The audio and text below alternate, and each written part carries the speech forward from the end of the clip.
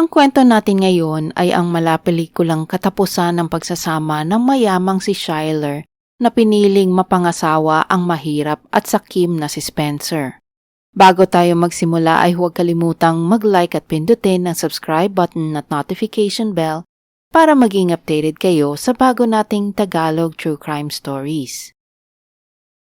Noong hapon ng July 10, 2017, nabasag ng malakas na hiyawan ang mataong lugar ng Bundat Street. Paglingon ng mga tao na bigla ang lahat nang may isang lalaki na lumabas at hawak ang tiyan niyang duguan. Bago pa man siya makahingi ng tulong ay lumabas mula sa likuran ang isang lalaking may edad na nakasuot ng puting polo at hawak ang isang duguang kutsilyo. Sa takot ng mga tao, walang sino man ang nangahas na mamagitan upang tulungan ang dumadaing na lalaki.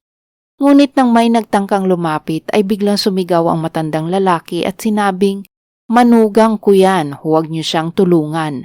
Hayaan niyo siyang mamatay. At handa naman akong makulong." Matapos noon ay umupo lang siya sa tabi ng lalaki at naghintay. Akala tuloy ng mga tao sa paligid ay may sakit sa pag-iisip ang matanda. Habang nangyayari ito, tumawag sa pulisya ang mga tao na agad namang dumating. Hindi na nanlaban ang matanda nang siya ay arestuhin. Ang lalaking duguan naman ay sinugod agad sa ospital, ngunit hindi na ito nasagip dahil sa dami ng dugong nawala sa kanya. Ngunit ang tanong ng lahat ay ano ang nagtulak sa matanda para gawin ang krimen na ito. Ang pulisya ay agad na naglabas ng impormasyon ukol sa nangyari.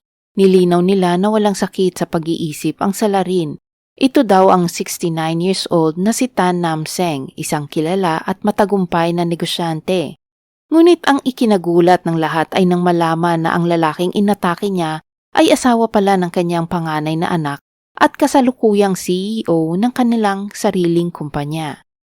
Kumalat ang pangyayaring ito at naging laman ng mga balita ng ilang buwan. Ngunit nagtatanong ang lahat na bakit kailangang umabot sa patayan ang away nila. Sa interogasyon nilinaw ni Tan na ito ay isang paghihiganti, hindi dahil sa pera o kapangyarihan, kundi dahil sa anak na dumanas ng hinagpis sa panluloko ng asawa. Sino nga ba si Tan Nam Seng? Si Tan ay dumating sa Singapore noong 10 taong gulang pa lang siya. Nang magbinata ay nagtrabaho siya sa pier. Dahil sa taglay na talino at galing sa negosyo, nakita niya na magandang magtayo ng isang shipping company. Nag-ipon siya at humiram ng pera sa bangko at itinatag ang TNS Shipping noong 1974. Sa pamamagitan ng hirap at tiyaga ay lumago ang kanyang negosyo at pinasok na rin niya ang real estate at entertainment business.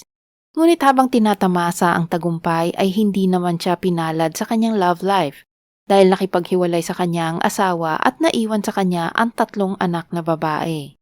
Hindi na siya muling nagpakasal at ginugol na lamang ang oras sa pagpapalaki ng mga anak at pagpapalago ng negosyo. Kaya naman talagang naging malapit siya sa kanyang mga anak at lagi niya silang pinoprotektahan. Umaasa si Tan na mapapasa niya sa mga anak ang mga hawak na negosyo, lalo na sa panganay niyang anak na si Schuyler Tan. Malaki ang tiwala niya sa galing ng kanyang panganay na anak na laging matataas ang grado noong estudyante pa lamang at nang magtrabaho sa kumpanya nila, nagpakita siya ng angking galing na kinayang lutasin ang anumang suliranin na kakaharapin. Ngunit ng problema siya nang nag-edad 30 na si Schuyler. Marami siyang ipinakilala ng mga anak ng kanyang kasosyo at kaibigan, ngunit walang interes si Schuyler dito. Pero nalaman niya na may dinidate na pala ang kanyang anak na nagtatrabaho bilang marketing assistant sa parehong opisina na minamanage ni Schuyler. Na-develop ang dalawa dahil sa lagi sila magkasama sa trabaho. Kinilala ang lalaking ito na si Spencer Tupani na mas bata ng 5 taon kay Schuyler. Ang 25 years old na si Spencer ay isang diborsyado. Siya ay galing sa mahirap na pamilya at nakatira pa rin sa kanyang mga magulang sa isang public housing facility. Napakalaki ng agwat ng katayuan nila sa lipunan, kaya't nag-alala ang ama sa kinabukasan ng kanyang panganay na anak. Kahit nga ang isang ordinaryong pamilya sa Singapore ay magdadalawang isip na tanggapin ang kondisyon sa buhay ng ganoong manugang. Ano pa kaya sa isang mayamang pamilya katulad ng mga Tan? Ngunit si Schuyler na lumaki sa karangyaan ay nanindigan sa kanyang piniling mapapangasawa. Sa mata ni Schuyler, si Spencer na may lahing Chinese at Indian ay gwapo at matipuno na hindi niya karaniwang nakikita sa mga mayayamang pamilya na kanyang nakakasama. Dahil walang karanasan sa mga usapin ng puso ay madaling nahulog si Schuyler sa matatamis na salita ni Spencer. Isang lalaking kinasal na dati at alam kung paano mabihag ang puso ng isang babae. Talaga namang nahulog ang loob ng dalaga sa binata kaya naging mabilis ang takbo ng kanilang relasyon. Walang nagawa ang ama ni Schuyler dahil matapos lang ang ilang buwan, ikinasal ang dalawa noong July 17, 2004. Kahit natutol sa planong pagpapakasal ng anak ay sinuportahan niya ang magkasintahan. Niregaluhan niya ang mga ito ng isang marangyang villa at binigyan ng isang magarbong kasal. Matapos nito agad na na-promote si Spencer bilang department head ng kumpanya.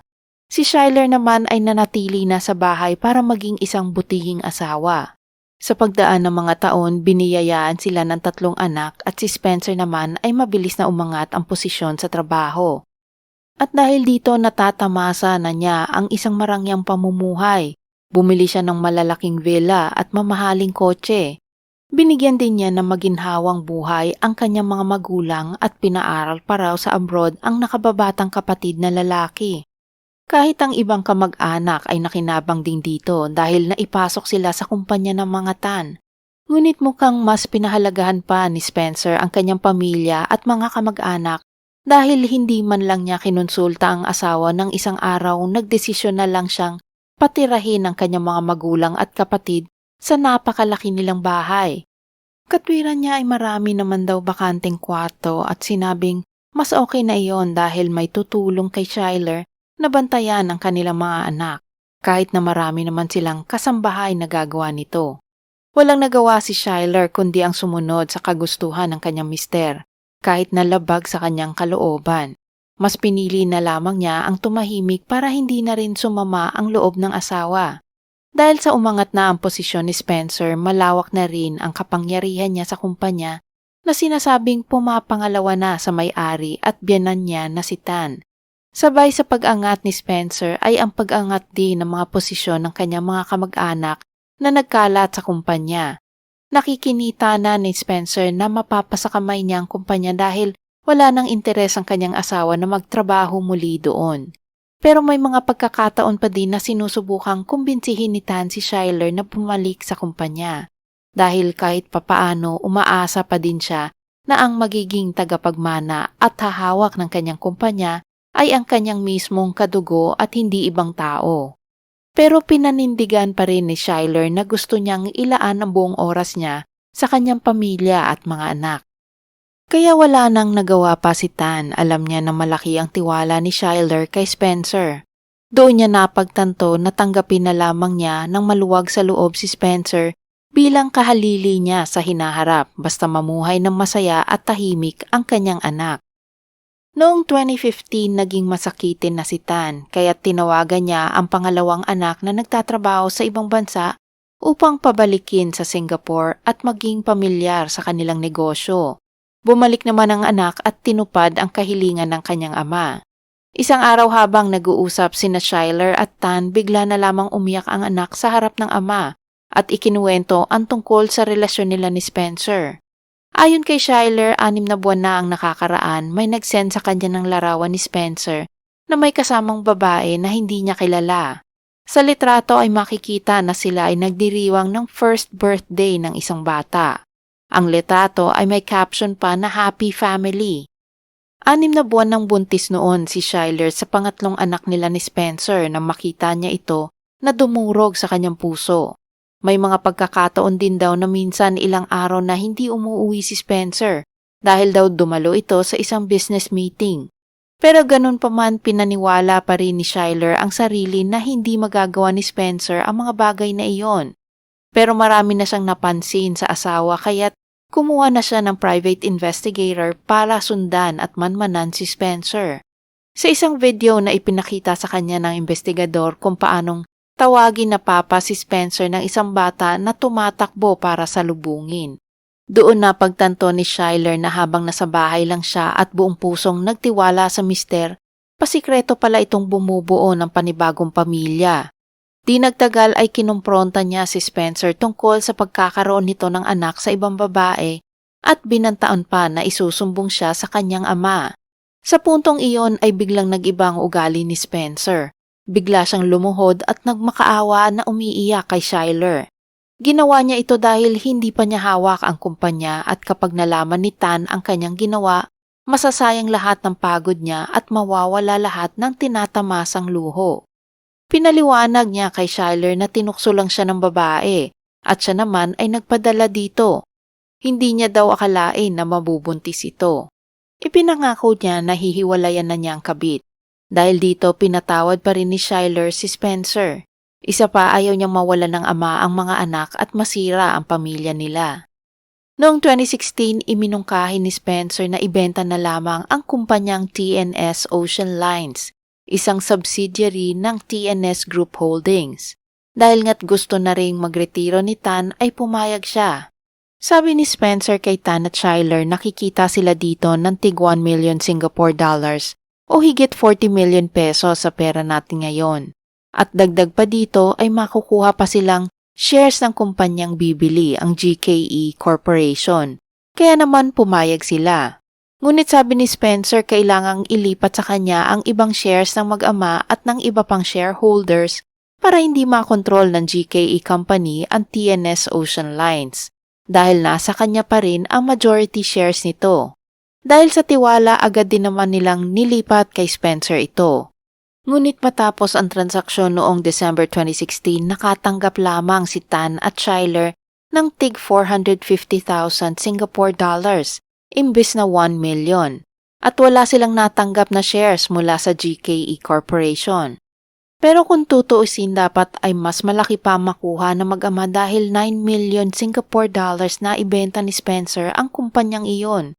Kaya't dito na nagsimulang manghinala si Tan na may masamang balak ang manugang sa pag-aari ng kanyang pamilya. Matapos ang isang buwan, nalaman ni Tan na si Spencer ang ginawang CEO ng TNS Ocean Lines na patunay na nadaya nga sila ng manugang niya. Hindi na kinumpronta ni Tan si Spencer tungkol dito dahil gusto niyang panatilihin ang kapayapaan sa pamilya. Noong unang buwan ng 2017, muling nabalitaan ni Schuyler na patuloy pa rin si Spencer sa kanyang pambababae at bumili pa ito ng bahay para sa kabit kung saan may 2 na siyang anak. Dahil dito iminungkahi ni Schuyler na makikipaghiwalay na siya na agad namang sinang-ayunan ni Spencer. Umalis ang babaerong mister ng bahay noong April 2017 at dumadalaw na lamang para makita ang mga anak. Bandang June 2017, naging marahas ang divorce proceedings ng mag-asawa. Nalaman ni Tan na nire-record pala ni Spencer ang bawat pag-uusap at pag-aaway nila ni Schuyler. Naghinala si Tan na gagamitin ng manugang ang recording na ito sa paglilitis ng diborsyo upang makuha ang kustodiya ng mga bata at upang maiwasan ang pagbabayad ng sustento. Kaya't sinabihan niya si Spencer na itigil na ang pang-uudyo kay Schuyler. Noong July 4, 2017, laking gulat ni Tan nang tumawag ang pangalawang anak na si Sherry at sinabi na sinuspindi siya ni Spencer sa kanilang kumpanya. Nag-ugat yon nang malaman niya na ang assistant ni Spencer ay nagpo-post sa social media na si Schuyler ay may sakit sa pag-iisip. Nang tumayo siya para ipagtanggol ang kanyang kapatid at nagkaroon ng mainit na pagtatalo sa assistant, mas pinanigan ni Spencer ang kanyang assistant imbis na ang kanyang hipag. Dahil sa nangyari na galit at nag-alala si Tan sa magiging kapalaran ng kanyang mga anak. Ang insidenteng ito ay lubhang nagpabagabag kay Tan dahil naniniwala siyang aalisin din ni Spencer si Schuyler sa kumpanya bilang shareholder. Naniniwala rin siya na bahagi ito ng plano ni Spencer na dayain siya sa kanyang negosyo sa pamamagitan ng pagdiborsyo kay Schuyler matapos makuha ang kontrol ng lahat ng shares ng kumpanya. Dahil sa sunod-sunod na insidente ng pagtatraidor, panloloko at pagmamanipula ni Spencer, si Tan ay labis na nag-alala at nag-isip para sa kapakanan ng kanyang mga anak kaya't hindi siya makatulog sa gabi. Inayos ni Tan na makipagkita kay Spencer para pag-usapan ang pagkakasuspindi kay Sherry isang araw matapos ang insidente. Pumayag si Spencer dito ngunit kinansela ang pagpupulong dahil meron daw siyang kailangang asikasuhin sa negosyo. Bilang dating boss at biyanan ni Spencer, inasahan ni Tan na tatawagan siya ng dating manugang para makapag-usap. Ngunit hindi ito ginawa ni Spencer. Kaya't naramdaman ni Tan na sinasadya ni Spencer ang pag-iwas at ito ay senyales ng kawalan ng galang sa kanya. Bandang tanghalian ng July 10, 2017, habang nagmamaneho si Tan patungo sa opisina, nakita niya si Spencer na kumakain kasama ang tatlong kaibigan sa isang coffee shop. Dahil sa galit na hindi siya pinapansin at iniiwasan ni Spencer, nagpa siya si Tan na harapin siya doon. Dumating si Tan sa opisina bandang 1 o'clock ng tanghali. Kumuha siya ng kutsilyo sa pantry at inilagay ito sa kanyang sling bag bago naglakad papunta sa coffee shop. Lumapit si Tan kay Spencer habang nakalagay ang kaliwang kamay sa ilalim ng takip ng kanyang sling bag at nakahawak sa kutsilyo. Tumawag si Spencer na pa nang makita niya si Tan. Tinanong ni Tan si Spencer kung bakit iniiwasan siya nito at sinabing sobra ka na. Sa maikling pag-uusap na ito, si Spencer ay nanatiling nakaupo habang si Tan ay nakatayo sa harap niya. Bago makasagot si Spencer, inilabas ni Tan ang kutsilyo mula sa kanyang sling bag at sunod-sunod na sinaksak ang manugang ng 3 beses sa kanyang dibdib. Tumakbo si Spencer papuntang Buntat Street kung saan bumagsak na lang siya sa labas ng isang restaurant. Habang nangyayari ito ay tumawag na sa pulis ang dalawa niyang kaibigan. Sinundan ni Tan si Spencer at naabutan itong nakahiga sa sahig. Nang tangkaing tulungan ng mga dumadaan ang biktima, itinulak sila ni Tan at sinabihan na huwag tulungan ang lalaki. Pagkatapos ay lumapit si Tan kay Spencer at sinipa ang kanyang mukha ng 2 beses. Matapos gawin niyon ay inilagay niyang dugo ang kutsilyo sa mesa, umupo at naghintay ng pulis. Tinawagan ni Tan si Schuyler para sabihin na sinaksak niya si Spencer. Habang umiiyak, sinabi ni Schuyler na huwag siyang gagawa ng anuman. Ngunit sabi ng ama ay hindi na mababawi pa ang nagawa na. Maya-maya ay dumating ang mga pulis at nakita nila si Tan na tahimik na nakaupo. Bago pa sila makapagsalita, itinuro ni Tan ang sandata sa mesa. Mga 1 metro ang layo sa kanya at sinabing, "Nandyan ang kutsilyo." Itinuro din niya si Spencer at sinabing, "Manugang ko yan." Natagpuan ng mga paramedic si Spencer na nakahandusay at naliligo sa sariling dugo. Siya ay ipinadala sa Singapore General Hospital ngunit binawian din ng buhay bandang 2:00 ng hapon. Habang nasa sasakyan ng pulis, tinanong ng isang opisyal si Tan kung bakit nangyari ang insidente. Sumagot ito na nalulungkot siya sa pagmamaltrato ni Spencer sa kanyang anak. Dagdag pa ni Tan, ilang beses na siyang lumapit sa manugang para ayusin ang mga bagay-bagay mula pa noong April 2017, pero wala pa ring nangyari. Si Tan ay kinasuhan ng murder, ngunit nauwi ito sa homicide matapos malaman ng isang psychiatrist na siya ay dumaranas ng depression. At habang ginagawa ang krimen ay nakakaranas siya ng isang major depressive episode. Dahil sa labis na pag-iisip at pag-aalala tungkol sa kapakanan ng kanyang mga anak, nakaapekto ito sa kanyang kakayahang makapag-isip ng tama at madali siyang nadala sa kanyang damdamin. Kaya't nabawasan ang kanyang responsibilidad sa krimen. Nang malaman ng publiko ang totoong katauhan ni Spencer ay marami ang naawa kay Tan at sa kanyang pamilya. Meron pang ang nagsabi na pakawalan na lang ito dahil tama lang ang kanyang ginawa. Dinipensahan lang daw niya ang dangal ng kanyang pamilya. Sinamantala daw ni Spencer ang tiwala ni Tan at pagmamahal ni Schuyler. Nagpakasasa ito sa kayamanan ng pamilyang Tan, pati mga kamag-anak at mga kabit nito ay nakinabang din. Ginamit ni Spencer ang pera ng kumpanya para makabili ng mga kotse, relo at bahay. Dagdag pa dito ang mga ginastos niya para buhayin ang kanyang mga kabit. Kadalasan 20 years ang parusa sa homicide, ngunit noong September 2020, ang 76 years old na si Tan ay pinatawan ng parusang 8 years and a half na pagkakakulong sa salang manslaughter. Sa mga nagdaang taon, marami pang kaso ang lumabas na kaugnay sa krimeng ito. Idinimanda ni Schuyler ang mga magulang ni Spencer dahil Hindi nila binalik ang relo ni Spencer sa kanya na nagkakahalaga na mahigit 350,000 Singapore dollars. Si Schuyler daw kasi ang nagregalo nito sa asawa kaya't marapat lang na ibalik sa kanya ito. Ngunit depensa ng mga magulang ay ibinigay ito sa kabit ni Spencer na si Joanne Yeo na itinanggi naman niya. Na-dismiss lang ang kaso dahil hindi na naghabol si Schuyler kay Joanne. Noong November 2019, nagsampa naman ng kaso ang 64 years old na ina ni Spencer na si Madam Tham Po Kwai kay Schuyler Tan. Kailangan daw siyang bayaran ng 500,000 Singapore dollars dahil dependent daw siya ni Spencer at dahil wala na ang anak ay dapat daw siyang makatanggap ng danyos para sa nawalang suporta at kabuhayan niya. Ito daw ay panggastos sa bahay na inuupahan. Iminungkahi ni Schuyler na umupa na lang siya ng isang kwarto sa isang pabahay ng gobyerno para hindi masyadong mahal ang babayarang upa.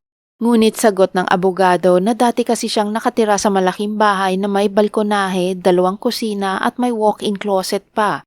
Sagot naman ni Schuyler hindi naman siya makakatira sa magarang condominium na iyon kung hindi dahil sa pera ng pamilya niya. Bakit hindi na lang daw niya balikan ang dating bahay nila sa isang government housing facility? Dito sa kasong ito malalaman nyo na kung kanino nagmana si Spencer. Wala nang ibang balita sa kung ano ang kinahinatnan ng kaso pero malamang ay nagbayad si Schuyler ng danyos ngunit hindi siguro aabot ng 500,000 Singapore dollars. Noong September 2020 sa unang pagkakataon ay nagpa-interview si Schuyler. Dito ay humingi siya ng tawad sa kanyang ama dahil sa hirap na dinadanas niya ngayon. Sabi niya ang kanyang ama ay napakabait at responsable kaya't masakit na makita siyang nagdurusa sa kulungan. Natatakot din si Schuyler na baka mamatay ito sa loob.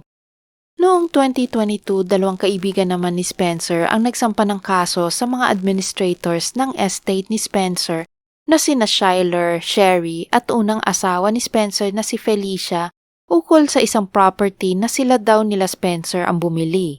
Sila ay naghati-hati na tig $535,000 para bilhin ang Holland Village property.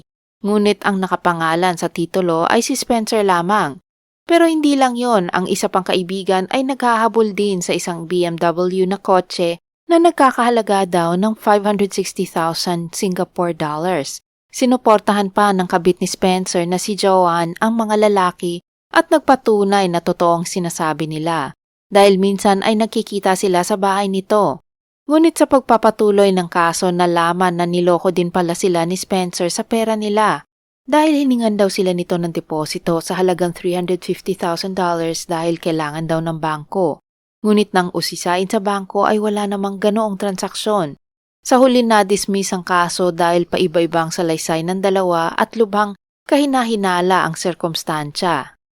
Noong December 2023, si Tan Nam Seng ay pinalaya matapos pagsilbihan ng sentensyang ipinataw sa kanya.